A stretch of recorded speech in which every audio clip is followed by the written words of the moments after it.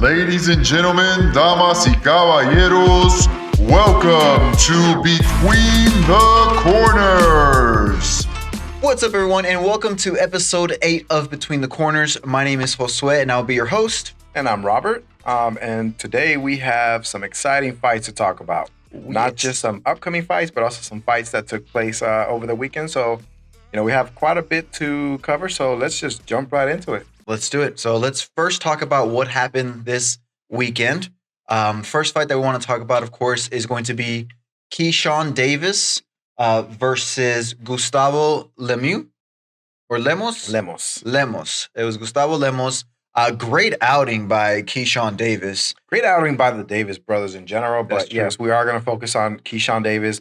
All the Davis brothers got some really good wins this past weekend, but none more, in my opinion, spectacular than Keyshawn Davis, only because he is kind of the star of the three right now. Yes. Really impressive win, in my opinion, against a very durable opponent in, like you said, Gustavo Lemos from Argentina, who packed a really good punch. But, man, did Keyshawn Davis make him look... He showed out. Yeah.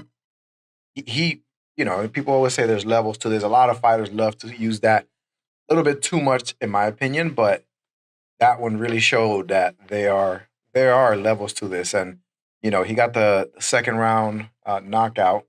I don't know. I don't even know where to begin with that. It was just a really good showing by him in every aspect. Very, very good offense, great defense. The guy is the whole package. He's the full package. Yeah.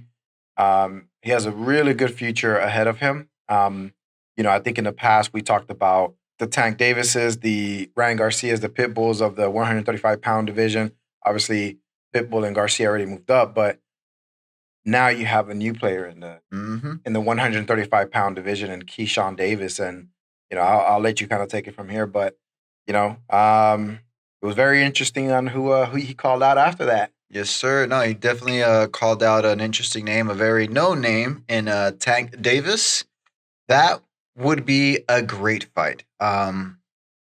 Honestly, I think he has what it takes to beat a fighter like Tank Davis. Will it happen? Who knows? Because, I'm not taking anything away from Tank Davis. He is a great fighter. He's very precise, explosive. His timing is great. Like, you can't take that away from him just because this kid is so good. But because this kid is so good, it makes for an exciting fight. I think, like we always say here, styles make fights. And those two styles clashing in the ring, what a spectacular fight. And another thing that I want to mention about Keyshawn Davis is I'm sure the high of the night made him perform the way he performed. He had his brothers fighting. He had his sisters singing the national anthem. He had his mother there as his manager, if I'm not mistaken. Yep. Like, that's like a dream come true. Like, somebody who's family oriented. Like, think about that. Like, come on. So him performing the way that he performed, I think that had something to do with it as well. But great night for him. Again, want to see what's coming in the future. What are your thoughts about him versus Tank? Look, I think a lot of people will probably say that's what they said about Frank Martin. Off camera, you made a good point. Like, when you first saw Frank Martin, when you started seeing some of the videos, even you were like, nah, I don't think he has what it takes. And, he actually put up a good fight against Tank until Tank figured him out. Now, some will say Tank was kind of playing with him and kind of led him up to that. But in my opinion, Keyshawn Davis is already ahead of Frank Martin.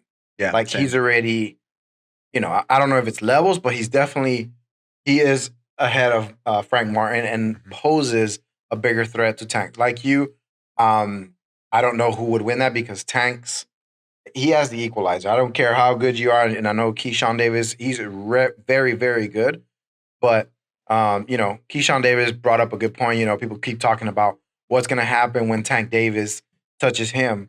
He also brought up what's going to happen when he touches Tank Davis. He also possesses a lot of power, and he mixes his punches up really well from different angles. Something that Tank does too. Both of them have really good ring IQ. I would say that Keyshawn Davis moves better than Tank, in my opinion. But like you said, it makes for a very exciting fight. We'll see how Tank Davis performs against Lamont. Roach. He fights on December 14th against Roach, which I think it's a good fight because it kind of, keeps him busy as we look forward to hopefully what would be his next fight would be Keyshawn Davis, Davis versus Davis. Yeah. But I do one thing to kind of bring up there: if history repeats itself, Tank Davis really never goes into fights like this. I know that we're already kind of talking trash before the fight, anyways. Like Keyshawn was already somewhat calling out Tank Davis before he fought, but um, I think it may take a little time before they actually fight. Hopefully not. I'm hoping history does not repeat itself, but I'm hoping that Tank Davis sees this as his opportunity to also show, hey, I'm the king at 135, not this new guy Keyshawn Davis. So Yeah. we'll see. Same. I'm hoping March, April of next year, we'll see Davis versus Davis. All right, now let's go ahead and move on to another exciting fight that happened this weekend. We had Jesse Bam Rodriguez versus Pedro Guevara. I'll let you go ahead and go into that one. Man, the sky is a limit for this guy. Like I've been very impressed with seeing Bam Rodriguez. Probably gonna mess up the name. I don't know why I have a hard time pronouncing it, but Rungvisai was a guy that Bam Rodriguez fought several years ago. Since then, and I know people had already seen him before, I wasn't 100% sold until I saw that fight, and I know that Rungvisai was probably towards the end of his career at that point, but I saw so many great things. This guy has we talk about Keyshawn Davis. I think Bam Rodriguez in the lower weight classes has the full package, similar to, I talk about Inoue. I think Bam Rodriguez, in my opinion, is even more defensively minded, yet possesses a great arsenal, great, just a great all around defense. The sky's the limit for this kid. And I know people are going to say, look, Pedro Guevara, maybe not a well known guy compared to Inoue or anything like that, but still a guy that had never been stopped before. And Bam Rodriguez made it look easy. Like, we've seen it before where fighters fight somebody who's never been stopped. They end up stopping them, but they kind of struggle and they finally get to that. Bam Rodriguez made it seem so effortless. He's fought El Gallo Estrada. He's fought, I already mentioned Rungvisai. He fought Sonny Edwards. And against all of them, he's looked impressive. Again, the sky's the limit for this kid. Right now he's at 115. Obviously, and I'm kind of getting in my head of myself a little bit, but I'm excited for these kind of fights, right? Inoue at 122. I don't know how much longer Inoue is going to be at 122, but Bam Rodriguez and his team already expressed that they can't stay at 115 forever. So if he's not unifying there, he's going to move up. What other person other than Inoue? That would be another great fight. Great fight there. Yeah, and he showed out on Saturday night as well. I mean, the way he broke Guevara down with body shots, and then, of course, going up to the head with those uppercuts, which is actually one of the shots the shot that put him away for good, which right uppercut. Yeah, that was an impressive fight by the young man. Excited to see what's to come for him as well, whether it's moving up or staying in that division. Absolutely. He's very sharp, too. You brought up the punch that got him. I mean, even before that, when he knocked him down the first time with the 1-2, that left, I think he hit him with the jab, and then it was a straight left. Everything just looks so crisp from him. Like but effortless. Like it's not like it doesn't look like, and maybe he is, but it doesn't look like he's going for the knockout. He's not forcing it. It just flows, and the kid is just, he's got heavy hands too. He's sharp. Sure. He has heavy hands. And I think his speed is a big factor there too.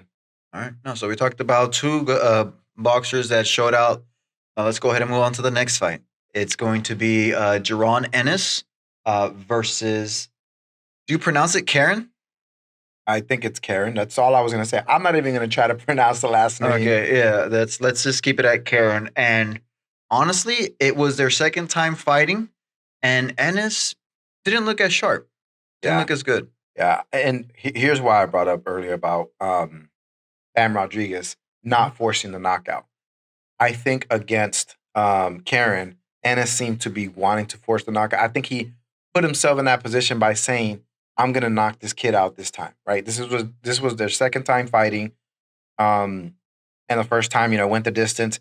He was forcing the action, not forcing the action, sorry, trying to force the stoppage. Yeah. That's not how you win the fight. He seemed to get hit way too much with some clean punches that I think, and I get it. Here's what I will say, right? There are some fights that don't bring the best out of some fighters, right? Sometimes you fight based on your opponent. Yeah. That could be a mistake sometimes, and it just naturally is just that way sometimes. This could have been the reason for it. It didn't seem like way, but I'm trying to give him the benefit of the doubt to a certain extent. The reason I'm saying that is because it just didn't seem like he was at the level of someone who should be calling out Crawford, right? In the last few years, he's been calling out Crawford. The way he performed last night, and I will say, he admitted towards the, after the fight and even after he posted on social media too, that he wasn't at his best. So if that's the case, completely understand, right? This happens to a lot of fighters. That makes sense. And that's also why I said that. Maybe he just didn't perform because of the opponent in front of him. But with that said, that's not someone who I think I would like to see against Crawford anytime soon. Nope. Not because Crawford, not because he didn't get the knockout. Don't get me wrong. That's not why. It's the way he looked. Mm-hmm. He and his opponent looked to be almost on the same level. Yep.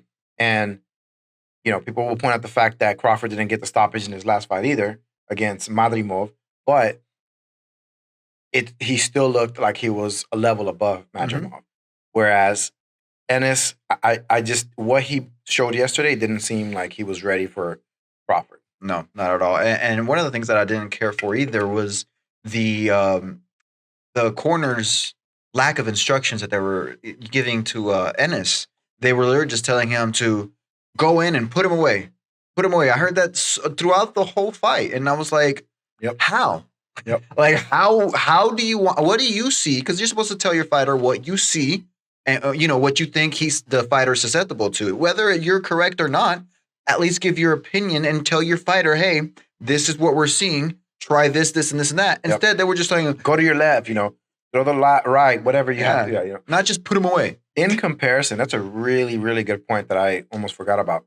And it's actually a very pet peeve of both of ours, right? We hear corners all the time and we're like, that's a horrible corner, or that's a great corner because they're telling and giving them great instructions. I'm not going to pretend to be an expert, and some of the advice maybe isn't the best, but at least they give specific instructions to their fighters. You're right. Ennis's corner was the exact opposite of like Bam Rodriguez. Now, Bam Rodriguez has Robert Garcia in his corner, who's one of the best trainers in the business. Like, it's hard to compare against him. I've always been a big fan of Robert Garcia. And I've always said, like, people, some of the fighters that are struggling, go to Robert Garcia. But anyways, the instruction he was giving to Bam was very specific. Very specific. Whereas Ennis's corner was like, stop this man. You got to stop this man. Like, they were urging him to go for the stoppage. Not saying that was terrible, but if you're going to tell him that, tell him how. Yeah. Right? Not to say that Jaron Ennis didn't know how to, but because of that, he wasn't defensively minded. He got hit way too much. Mm-hmm. I will say he had a great chin because the guy didn't, even knock him down, but he did seem to get stunned a bit there a couple times. Yep. Definitely something that he needs to go back and he admitted to it, but his corner also needs to admit to the fact that they did not provide great instruction. Exactly. So, yeah. So those were the fights that happened this Saturday that just passed. We'll look forward to a couple of fights from them and then see what Ennis brings to his next fight. All right, so let's go ahead and move on to what's happening this weekend coming up. We got several good fights. The face of boxing is fighting. The face of boxing. Oh, man, we're going to get actual boxing fans mad at us for saying that. But we have Jake Paul versus Mike Tyson, the main event at AT&T Stadium in Arlington, Texas, Friday, live on Netflix. For anybody who's wondering how to watch it, if you haven't seen yet, live on Netflix. The card starts at 7 p.m. Central Time, and then the main event will be around 10 p.m. around there. Let's go ahead and go into that main event. Jake Paul versus Mike Tyson. Jake Paul, I mean, honestly, he's getting better every fight that we see him, to be on, to not be so critical of him. Obviously, he is just fighting very old people, retired people. Retired MMA fighters, some of them which weren't even known for stand up, but it's whatever. I mean, he's doing what he does. I'm not hating on the kid at all. You know, he's getting his money. He's bringing a different audience to boxing as well. You know, so that's a good thing. And then, of course, we have Mike Tyson, the legend Mike Tyson. That people, I keep seeing interviews and people keep saying Mike Tyson, the scariest man in boxing.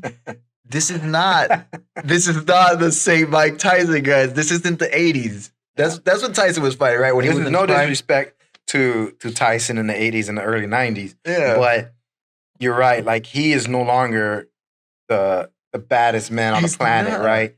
Like, he's still, don't get me wrong, I'm not going to fight Mike Tyson. No, right? Yeah. But, you know, they're, and I get it. They're trying to hype up this fight. Of course. That's the main reason behind it. But the guy's 58. Like, 58. now, granted, at 58, I would love to look like Mike Tyson. I mean, the guy's in great shape. You know, a lot of the videos that I've seen online, he looks spectacular in the gym and some of the sparring sessions he's that. Well, all you need is the face tattoo, and we got you. 58, you'll look just like that. Without the skills. But, but, you know, at that age, there's a lot of things that start, you know, being impacted. Your endurance, stamina. Obviously, the age is a big factor. Your legs start, you know, they don't move the same. He's not going to be able to pivot the way he used to, the left and right. Mhm. Resistance is not going to be the same. And then his reflexes, they're not going to be, that's not going to be the same either, right? So he was very good at, you know, countering other fighters when they used to hit him or when they would throw a punch, he would throw in between. It can be very different when you're 58 versus when you're in your 20s and 30s, right? 31 year age gap between the two. Yeah. That's a full grown man of a difference. Like, that's a huge difference. I mean, and then Jake Paul, it's not his first boxing match either. Like, if it was Jake Paul's first boxing match, then, you know, I'd give Mike Tyson more of the benefit of the doubt. But no, I think Jake Paul takes this one. And I just hope that, you know, Mike Tyson is still in good health after this fight. That's all I'm hoping for, that nobody gets seriously hurt. Mainly Mike Tyson, you know, because of his age. Yeah, I think you're right. I think, obviously, Jake Paul is the favorite in this fight because of his age. But I am hoping for the unexpected, or not, I would say the unexpected, yeah, the huge upset. Because don't get us wrong, Mike Tyson still possesses significant amount of power, and you know, if he lands cleanly on Jake Paul, it could be night for him. Yeah, no, it could be an entertaining fight. I feel like it is going to be an entertaining fight. So we'll see what happens Friday night, and then in the co-main event, of course, we have Amanda Serrano versus Katie Taylor. This is the reason why I'm wearing this shirt again. So then I'll let you go ahead and go into that fight. So obviously the first fight was very close. You know, may have been somewhat biased, but I thought Amanda Serrano pulled it off the first time. They gave it to Katie Taylor. You know, in retrospect, I'm not really mad at the decision. You know, I did think that Serrano landed the more telling punches. You know, Taylor had a couple of good rounds where she landed more, but they weren't not very clean, number one, and two, weren't very hard punches. She was just kind of jabbing. So, you know, she did score points in some rounds, but some of the closer rounds where, you know, even she may have landed a few more, Amanda Serrano, in my opinion, still landed the more telling blows. Regardless, that's in the past. Taylor won her first fight. This is Amanda Serrano's chance to even the score. You know, I do think that she has what it takes to pull it off. You know, she looks good. She looked good in the last fight. So I am looking forward to this fight. I do expect her to win this fight. Yeah, no, Amanda Serrano already has a great career, you know, so I'm sure she just wants this one back, especially because it was a close fight. Regardless what happens, Amanda Serrano's legacy, you know, it's an amazing one. She even has 3 fights in MMA. She's undefeated in MMA, by the way. So it would even be cool to see her go back to MMA and dominate there if she decides to do that. But now, definitely looking forward to this fight. And I'll be rooting for her as well. Hopefully, our Puerto Rican sister gets the gets the win on Friday night. I'm hoping she does it in spectacular form. Yeah, I'm hoping same. she gets a knockout, a stop. Yeah. She came close. I don't remember if this is actually no. It is going to be a two. I know that 2-minute rounds. 2-minute round. Amanda Serrano has been pushing for 3-minute rounds, but not many other fighters are behind her or female fighters. But Gotcha. I think it would be great if they fought 3-minute rounds. I think that's what made the difference in the last fight. Was she almost had her out of there, but ran out of time. Yep. All right, and next, which is a name that I didn't think to say this soon, we have Bruce Shushu Carrington versus Dana Coolwell.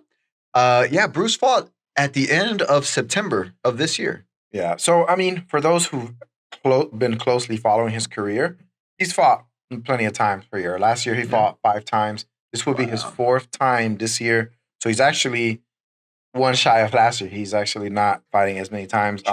Year before that, he fought 4 times. So he's used to this constant fighting. I think I don't know if this is the fastest he ever fought because, like you say, he just fought at the end of September. He's fighting mid November, so about a month and a half in between fights. But I think it might be a good idea. It could be a good idea. It could backfire. But because he's used to, I don't think it's going to backfire. But I do think it's a good idea because his last showing wasn't that great. Yeah. That's one of the fights that we thought he was going to come out and show, why there's levels to this. The guy he's fighting, I wouldn't say that he needs to do what he needs to do with him and make it look easy. Yeah, he does. So not really much else to say there. We'll see what happens on Friday. Hopefully, he comes out in spectacular form. I want to see the Shushu that we're used to seeing come out in dominant fashion. Same. Get the win. Not it doesn't have to get a knockout, but if he dominates every single round, I'll be happy with that. Yes. Same here. That's all I'm looking forward to see how Shushu shows up. Because of the last fight that he had, not so impressive. All right, well, that's all for Boxing Friday night. Let's go on to the next day, which is Saturday. We're gonna switch it up to MMA. We have UFC 309, a fight that we've been wanting to see since it got canceled in 2023. We have John Jones versus Stipe Miocic as the main event of the evening. John Jones, which a lot of people say is the GOAT of MMA. Crazy to see him fight. I mean, I'm sorry. I'm excited to see him fight. He is just on a different level when it comes to fighting. Like, to take a 3-year hiatus from fighting to then come back in moving up in weight and facing the champion in heavyweight and beating him, making it look pretty easy. You're just on a different level. Like, if anybody tells me, hey, you have to pick one guy to fight with you versus 2 of the best fighters or versus 5 people, I'm choosing him. Like, if I could choose one guy in the world, I'm choosing. If I could choose 2, it's him and Alex Pereira.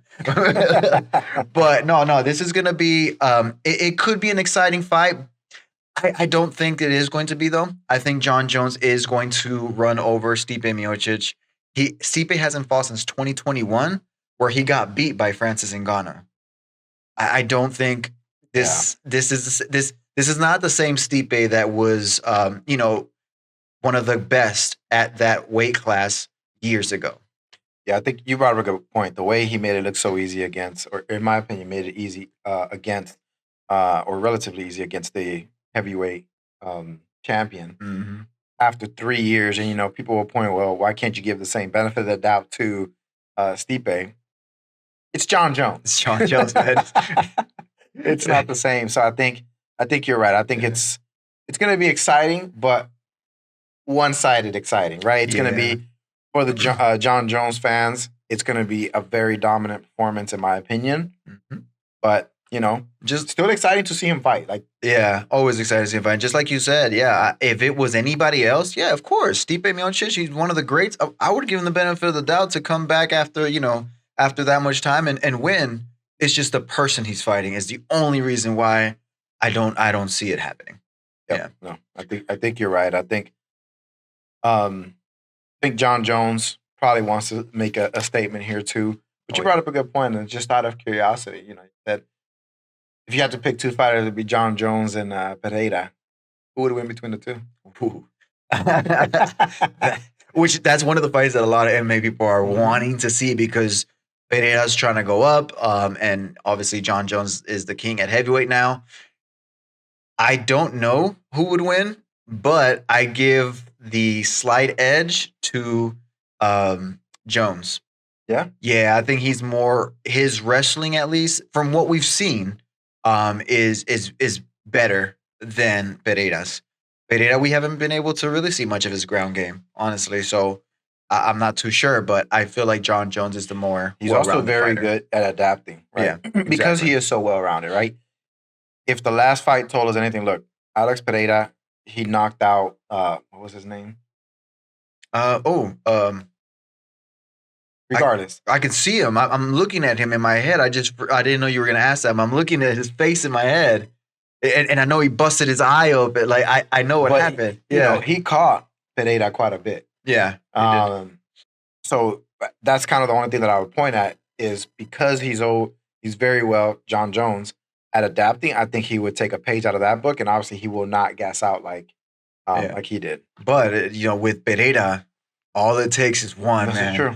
All it takes is one to change the game. The leg kicks that he has, like, yeah, it would be an exciting fight. And like I said, I give the slight edge to John Jones, but it would still be that would be like a super fight that we would want to see.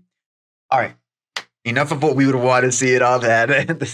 But let's go ahead and move on to the next fight, the co-main event of that evening, which is going to be a rematch between Charles Oliveira versus Michael Chandler. First fight was an exciting fight. I mean, that was a great fight. The first round, if you forgot, the first round when they fought, Oliveira took his back, had him there. Chandler actually survived, turned around, switched it up on him. And then when they got back on their feet, Chandler landed a looping left hand. That hurt Oliveira. Oliveira actually went down, but he wasn't out. He survived the round somehow. Yep. He got caught with some good punches. Chandler, I'm sure he's probably kicking himself because he seemed to have him. But Oliveira is just he's really good too. So exactly, which he showed in the second round. Yes. So the second round started. It was the end of the fight. Throughout the first round, you can see Chandler's swings were a lot wider, way wider, and a little bit wild. Oliveira, he adapted basically. Yeah, Caught him in between with a nice short left hook uppercut type of thing, but caught him, hurt him. He landed a couple rights. Chandler went down and just berated him with a bunch of left hands. Referee had to step in. So I mean, it's gonna be another exciting fight. I think. I mean, it's gonna be the same thing.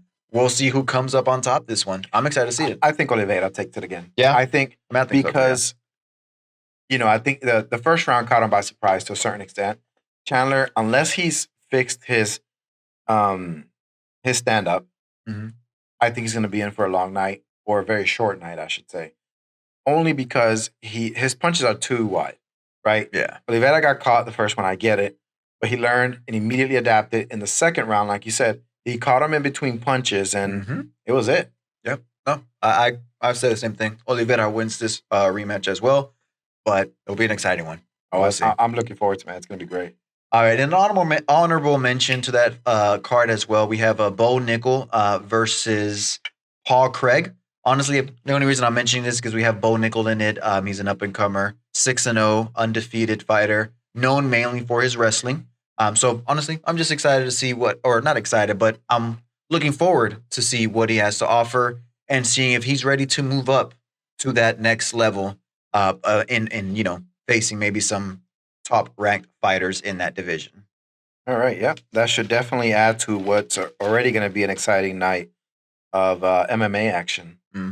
But, speaking of honorable mentions, or notable mentions, I should say, we also have some more boxing fights coming up on Saturday afternoon here in the States. It's going to be out of Saudi Arabia. You have Abu Dhabi. Yeah, Smith versus Ramirez, the Gilberto Ramirez. I think it's gonna be for the cruiserweight titles. So it should be good to see Gilberto Ramirez fight. There we also have William Cepeda versus Tevin Farmer. Cepeda's a very good, exciting fighter to watch. Against Tevin Farmer. Tevin Farmer, he's looked good in the past, but I think this is one that Cepeda's probably gonna take. And then you have Arnold Barbosa versus Jose Ramirez. That's going to be another good fight I think it's at 140 pounds. I think they're both at 140 pounds. So, and then last but definitely not least, another reason why I'm wearing this shirt, you have Oscar Manuel Collazo from Puerto Rico. He's going to be defending his titles, I believe, against Tamanun Ninyom Strong. I could be pronouncing that completely wrong, but did great. I feel like you did great there. I mean, you wouldn't know any better. I wouldn't. But that should be another. I mean, I'm definitely looking forward to that thing. Oscar Collazo. A lot of lower weight classes don't get talked about a lot, other than Inoue. You have Bam Rodriguez. Oscar Collazo is at even lower weight class at 105 pounds. So, yeah, less than half of my weight. I don't even remember when the last time I saw 105. But, oh man! But yeah, no, that should be. I think I was probably a toddler when that was at 105. But that's gonna be some good fights there. Thank you for that, and great weekend of fighting. Honestly, I'm excited for this weekend. I really am. Past weekend was great. Next weekend should be just as exciting, and probably I think it's gonna be a step up. Yeah, I think it's gonna be a step up. But yeah, so again, thank you all for watching. Like we always say here, like, comment, subscribe, share, and follow us on all of our social media platforms. On TikTok and on Instagram, it is going to be Between the Corners Pod, and on X, it is Between Corners. Please show us some love and give us a follow there. Anything else you want to add to this? Oh, I'm excited. Thank you all again for watching. Gracias, merci, obrigado, grazie, gracias. And we'll see you all next time. See you all next week, hopefully with some exciting news of what happened this weekend. Love you all. God bless. Pasa fuera.